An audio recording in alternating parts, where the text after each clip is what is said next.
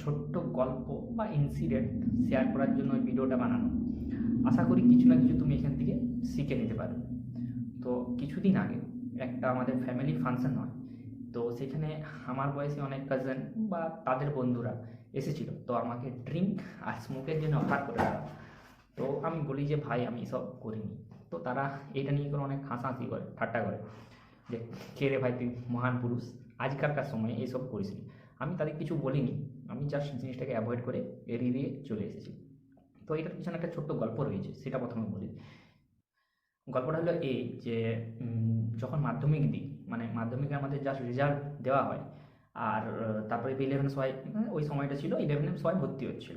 তো সেই সময় আমার মানে বাবা মারা যায়, ঠিক আছে। তো সেই তারপর থেকে পুরো ইলেভেনটা যায়, আমি আর্টসের স্টুডেন্ট, আমি আর্টস পড়ি। তো আমার তিন চারটে বন্ধু ছিল, ক্লাস সিক্স সেভেনেই গুনে গিয়েছিল, তারা টুয়েলভ পর্যন্ত কিন্তু আমার সাথে থাকে। তো আমি ক্লাস ইলেভেন টুয়েলভ প্রচুর ক্রিকেট খেলেছি। তো ওই সময় এমন হয়েছে, মানে এমন হতো যে আমি অনেক সময় গিয়েছি আমার বন্ধুদের বাড়ি তাদেরকে ডাকার জন্য। মানে তিনটার সময় আমি তো বেরিয়ে যেতাম, কিন্তু তাদের বাড়ির লোক তাদেরকে তিনটার সময় ছাড়তো না, তাই চারটা সাড়ে চারটা, তো আমি তাদেরকে ডাকতে যেতাম। তো একটা সময় একটা বন্ধুর বাড়ি যাই, নাম আমি নিব না, নামই আর ঠিক হবে না। তো তাদের বাড়ি গিয়ে রোজ ডাকতাম। তো তাদের বাড়ির বড় যেই থাকতো তাকে সে ঘুমিয়ে থাকলে উঠিয়ে দিত বা অন্য কোনো কাজ করলে ডেকে দিত। তো একদিন যাই, তো তার বাবা এবং সে বন্ধুটার বাবা এবং তার মা মানে কথা বলছিল।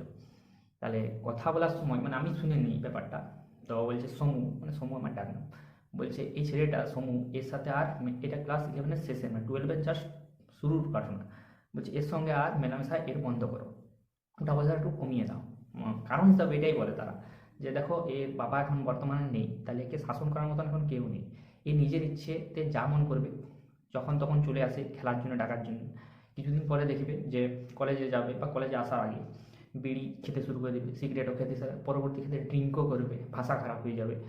কিছুদিন পরে দেখবে যে মেয়েবাজি করছে, মানে এইসব কথাবার্তাগুলো তারা আলোচনা করছিল। তো আমি 1 থেকে 2 মিনিট সেখানে দাঁড়িয়ে এই কথাগুলো শুনি আর চলে আসি বাড়ি, বাড়ি ফিরে চলে আসি। আমি সেদিন খেলিনি। তো সেই দিন রাত্রেবেলা আমি একটা ঠিক করলাম জিনিস, যে আজ যে কথাগুলো আমি শুনলাম, মানে অ্যাকচুয়ালি লুকিয়েই শুনেছিলাম, আর যাই হয়ে যাক এই কথা, মানে এই কথাগুলো কেউ আমাকে ফেস টু ফেস বলতে পারবে না। আমি এরকম কোনো মানে এই সব কিছু আমি করবো না কোনোদিন, ঠিক করি।